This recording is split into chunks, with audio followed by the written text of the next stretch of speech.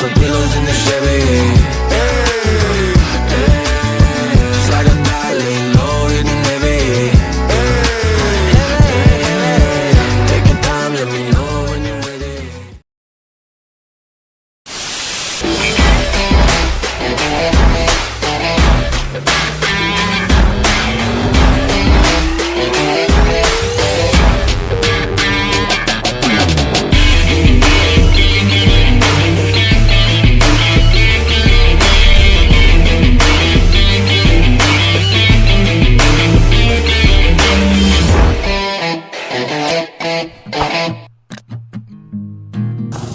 Hello mga tugangs, good morning, good afternoon, at good evening sa inyong lahat.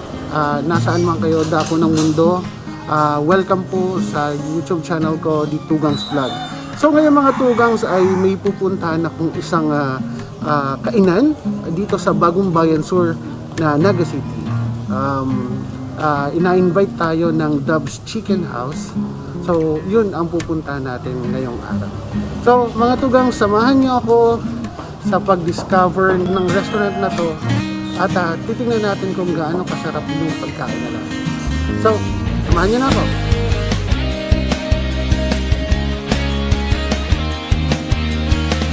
Kaya na't sumama sa akin, tayo'y maglakbay.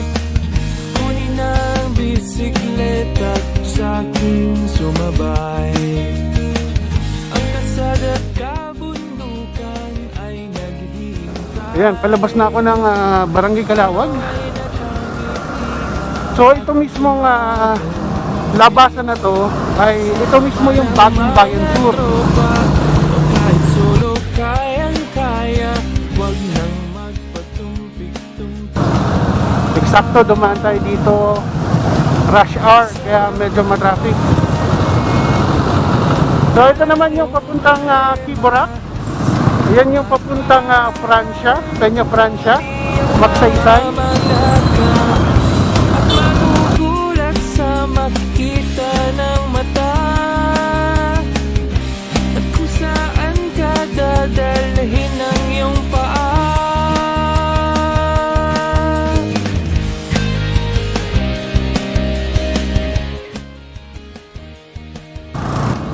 So, nakikita ko na siya. Ito siya. Yan. Ito yung kainan ni Nina Abby. So itong way na to papunta tong Calabanga, Tinambak. Yan, Magaraw, Kanakman, papunta siya diyan. At ito naman yung papuntang downtown ng ng Naga City. Kung pupunta ka doon mismo sa bayan ng Naga City. So ang palatandaan dito na para makita mo siya agad, meron siyang vulcanizing shop, ito. At merong drugstore doon, South Star, may car wash, at makikita niyo na pag galing kayong Calabanga.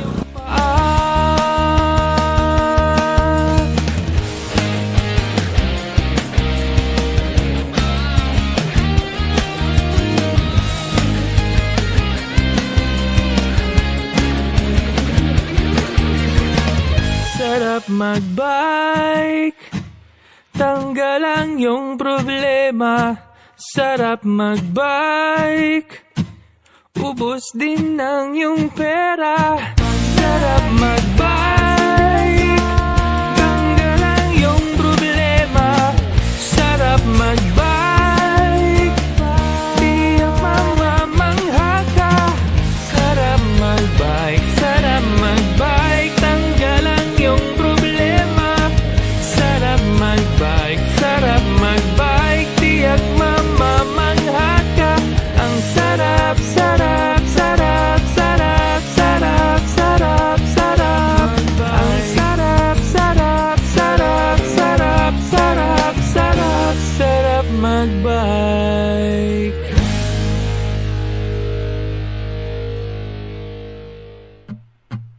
Hello, sa iyo Abby, and then sa husband niya. So, mga tugangs, first of all, yung asawa ni Abby, ngayon ko pa lang nakilala. So, sir, pwede pong magpakilala ka sa mga viewers natin. Sa lahat na nanonood, ako ba yung wife ni Roy. Si Sir Roy.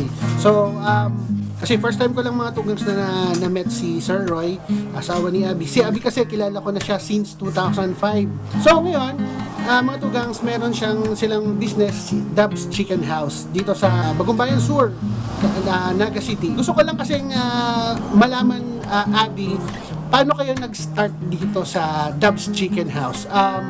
Alam mo naman natin na pandemic ngayon, di ba? Paano ba kayo nag-start? Ano ba ang naging inspiration nyo kung bakit kayo nag-start mag-business? Okay. Good evening. Hello po sa mga kadaba, Dubs. Mga tugangs? Tugang, at the same time. Salamat din sa iyo, Boom. So, unang-una, kaming dalawa, especially my husband, is mahilig kumain. Okay. So, before po, we have the Dubs Catering. That was 2014 and 15. 1 year po kami nag-operate, kaya lang po, pumalo pa rin po yung isang cousin namin na business, that is IBR, the Surfer IBR. So, hindi po namin pansamantala yung Dubs Catering. Kasi hindi na po kinakaya ng oras namin na pagsabayin. Now, since nagkaroon po tayo ng pandemya, ngayong mga panahon, last year hanggang ngayon, medyo nag-struggle po tayo sa ngayon. So, medyo yung isa po namin business, nandyan pa siya, pero nag-cater po kami, nag-venture kami for another business, that is chicken house.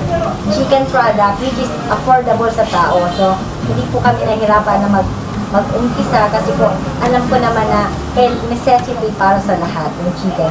Bukod po sa mura, at masarap yung aming paninda.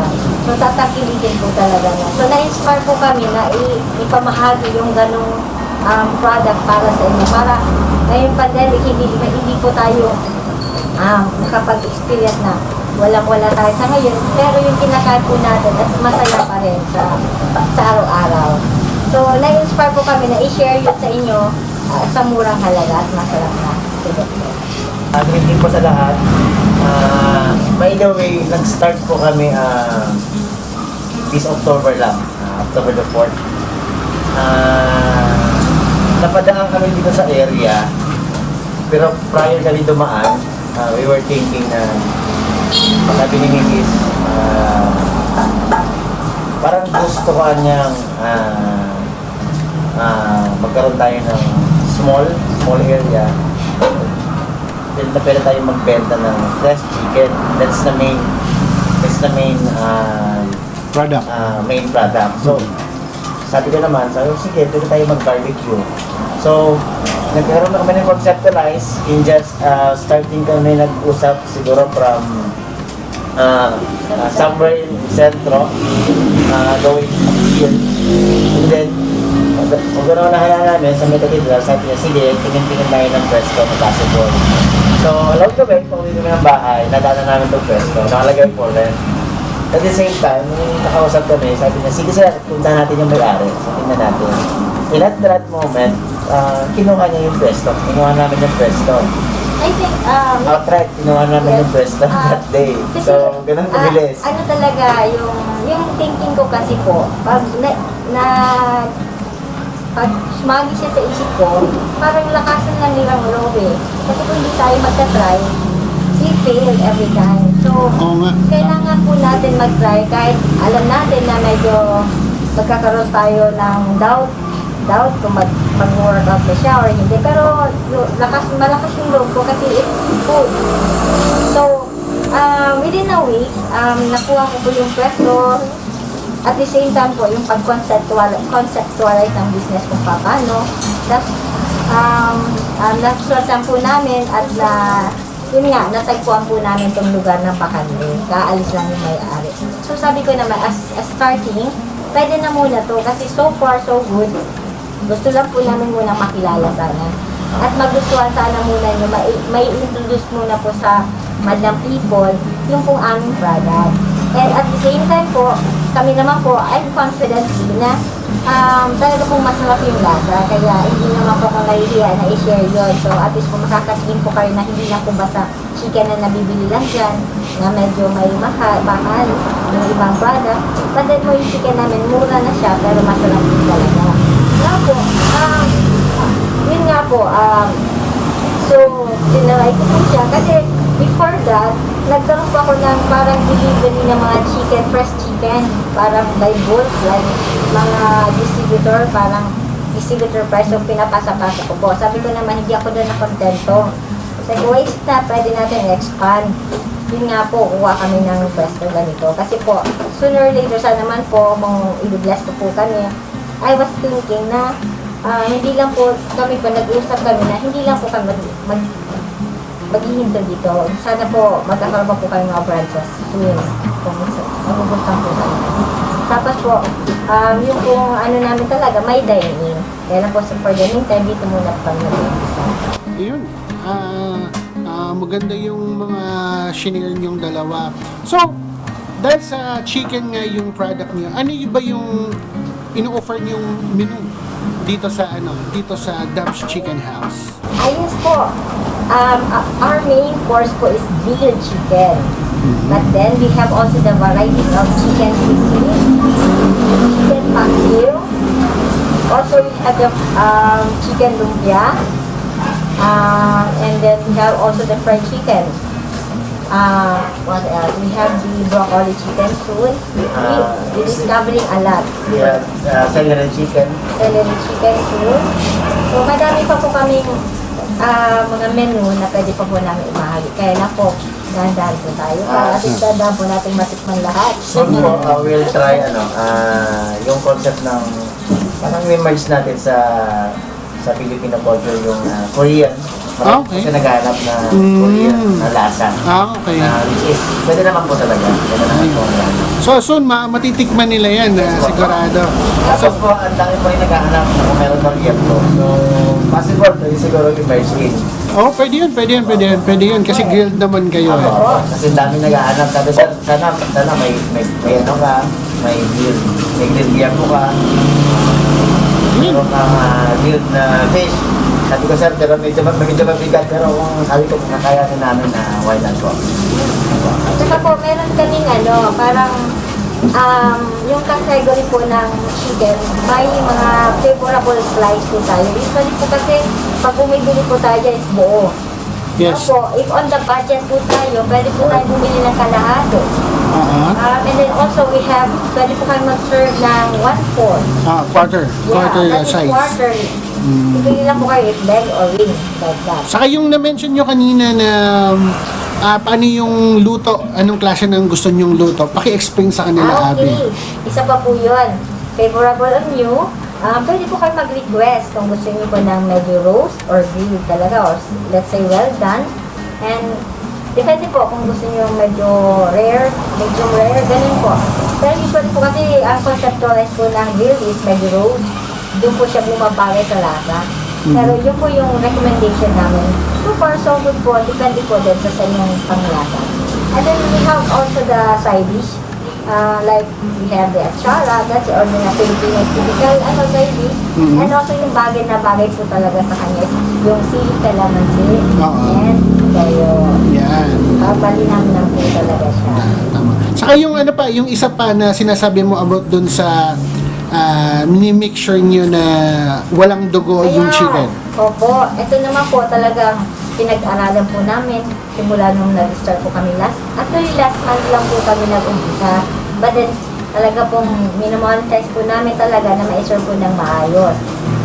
Pinaconceptualize po namin yung sa inyong panlasa. So far so good po. Since it's grilled or roast chicken, dapat wala po siyang blood.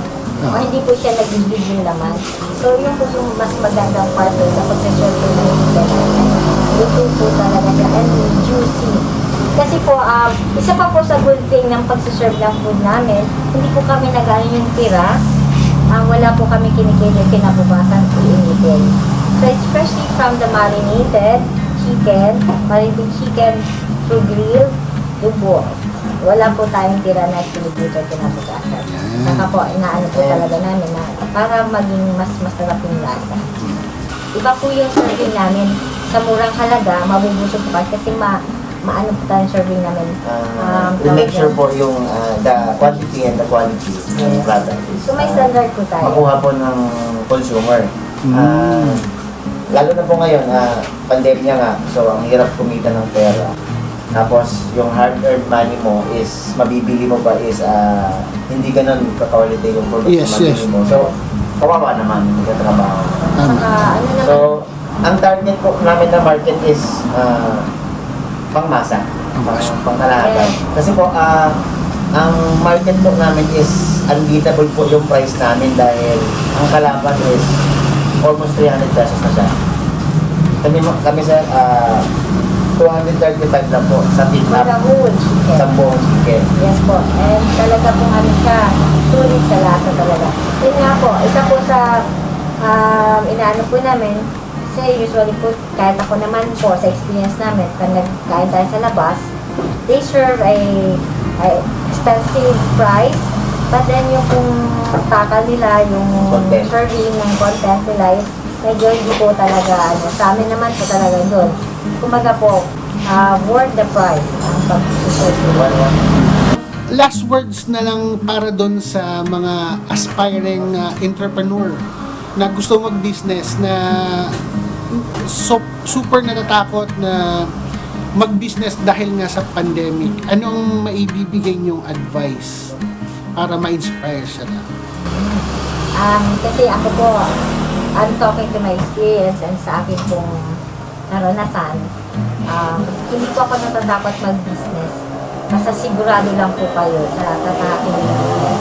And for example, kung food naman, kahit anong pong business, kailangan lang po natin magtiwala sa sarili, gawin natin yung pinaka eagerness natin para at least magkaroon po tayo ng bunga sa atin. Kumaga may commitment, may naliligan tayo, na yung failure kasi nandiyan yan palagi. Mas matutuwa po, mas magkakaroon po tayo ng achievement kung dadaan po tayo sa failure. So, kami naman po, ako naman, sabi ko naman, kung magpupunta po ng kaling business, kasali ko kasi yung pagdadasal para i-guide po tayo kung saan tayo talaga yung para sa atin, para at least mapaano natin yung business. Ayun po yun para sa atin. Yun. Yung tiwala mo sa sarili mo, yung disiplina mo, and at the same time, yung trust kay God. Tama. Yung mga gusto mong mag-business na medyo takot, medyo nagdadalawang isip, pero you have the ability na magkaroon ng transition, yung setup nyo. Yung tinatawag po tayong DIY, do it yourself. Pag-start po kasi ng business, marami kang kailangan gastusan. So, example po, yung lugar, yung pwesto, kailangan mong renovate, paint job, electrical, aluminum, glass, furnitures, lahat po yun, bago lahat or possible. Meron ka lang available, pwede mong gamitin. O meron kang spare na materyales na sa likod lang, hindi nagagamit, pwede nyo pong utilize. Paint job, yung mga cabinets, yung tables, electrical, tapos dapat yung glass, kami na rin gumawa para kumbaga po, kung kaya nyo gawin, Huwag yun yung huwag na pong kumuha ng iba para mag-budget pa. Kasi po, the more na kumukuha kayo ng contractors, Nakakatipid kayo doon. mas lalaki po yung expense nyo. Pag binadili nyo po kasi yung business, na pag-start ka agad, may mga times po na minsan, dapat ganito pala, dapat ganito pala. So, kumamadali, napagastos ka na, mali pa yung naging output. So, mas maganda, take your time, tapos, kung kaya nyo gawin nyo. Kung meron kayong resources na available, huwag lang bumili ng bago. Invite mo sila, Abby and then Sir Roy, dito sa Dub's Chicken House. Apo, our store hours po is Monday to Friday from 8 a.m. to 8 p.m. And then on Saturday po, 2 p.m. to 8 p.m. And then yung Sunday po, for now, is closed muna po tayo. Sir, yung kung gusto mag-try, pwede po tayo mag-order through Facebook. Meron po kami ilagay dyan na mga Links, contact numbers. Yes, contact number. Makikita nyo po dito sa vlog na to. And at the same time po, tawag dyan, pwede po dito mag-dine in. Ito po pang masa po ito ha, para po at least welcome lahat. Kasi po ang ano lang naman dito, ang issue yung pagkain is masarap. Yan. So, yun, thank you sa inyong dalawa sa pagbibigay ng chance na ma-interview kayo at makakain at malasahan yung pagkain nyo dito sa Dubs Chicken House. So yun, thank you very much ulit. Don't worry, magtutulungan-tulungan tayo. Tutulungan ko kayo sa market. Yun, syempre, kasi sino ba naman ang magtutulungan kundi tayo-tayo lang. Dahil sa vlog na to, siguradong maraming makakapanood nito at syempre, itatry nila tong chicken nyo dito sa Dubs Chicken House. So yun, thank you very much ulit Abby and Sir Roy sa inyong pagpa-unlock sa aking pag-interview sa inyo at pagka kumain dito sa inyong maliit na humble restaurant. Ano po? So thank you very much po ulit. Thank you. Thanks, bye. So meron tayo dito isang suki na daw. Sabi nung friend ko, ma'am, ano pangalan mo, ma'am? Hi sir, Marla po.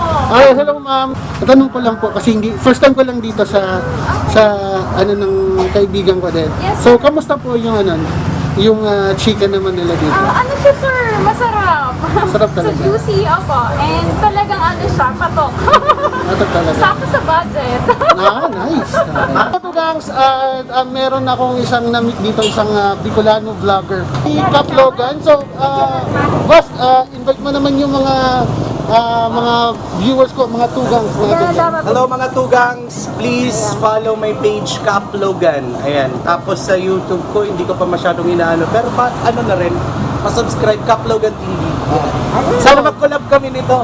Oh, mamaya. Sige, pwede tayo mag-collab, boss. So, Hindi ko ingin ko yung mamaya yung contact number niya para for collaboration something. sige, boss. Mamaya, subscribe kita. Sige, Ayan. So yun mga tugangs, finally natapos na rin yung interview ko kay Abby at kay Sir Roy. At yun, big shout out sa Dubs Chicken House sa pagbigay ng opportunity na ma-interview ko sila at nalasahan ko yung food nila. So, sana mga tugangs na enjoy niyo yung aking vlog for tonight at sana makapunta kayo dito, especially dito sa mga sa Naga City at mga malalapit sa Naga City. I-try nyo po itong Dubs Chicken House. So, thank you very much. Always remember mga tugang God is good all the time. See you on the next vlog. They need my TikTok.